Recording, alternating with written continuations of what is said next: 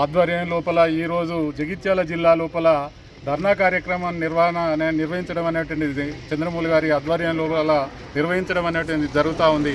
మరి ఈరోజు ఉపాధ్యాయులు ఉద్యోగులు అందరూ కూడా మరి రిటైర్డ్ అయినటువంటి వాళ్లకు ఎలాంటి బెనిఫిట్స్ కానీ లేకుండా మేము దాచుకున్నటువంటి డబ్బులు మాకు ఇవ్వాలి అనేటువంటిది కోరడం అనేటువంటిది శోచనీయం. మేమేదో గొంతమ్మ కోరికలు కోరతలేం. మాకు వచ్చేటువంటి డబ్బులను మాకే ఇవ్వాలి, మాకున్నటువంటి జేఏసీ కానీ ఉన్నటువంటి పెన్షన్ యొక్క డబ్బులు కానీ రావాలనేటువంటిది మేము అర్జీ పెట్టుకున్నప్పటికీ కూడా ఈరోజు 2 సంవత్సరాల వరకు కూడా ఇప్పటి వరకు కూడా 1 రూపాయి కూడా చెల్లించకుండా మరి నానా యాతన చేసేటువంటి ఒక ప్రభుత్వానికి మరి మేము ఎందుకంటే ఉద్యోగులు ఇప్పుడు చివరి అంకంలో ఉన్నటువంటి ఉద్యోగులు అందరూ కూడా మరి వయసు మీరిపోయింది.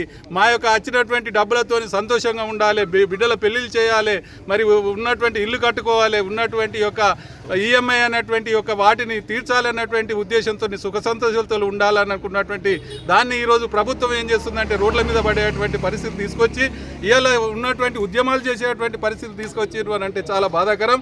మరి వెంటనే ఇటు డబ్బును ఇవ్వాలి అన్నటువంటి కోర్టుకు అయినప్పుడు కూడా కోర్టు కూడా ఏం చేసింది, డైరెక్షన్ ఇచ్చింది, ప్రభుత్వానికి హెచ్చరిక చేసింది. హైకోర్టు ఇచ్చినప్పటికీ కూడా ఆ ఉత్తర్వులను దాఖలు చేసినటువంటి వాటిని బేఖాతరు చేసి మరి ఈరోజు అటు డబ్బులు రాకుండా మరి తాత్సారం చేసేటువంటి ప్రభుత్వాన్ని ఎండగట్టవలసినటువంటి అవసరం ఉన్నది.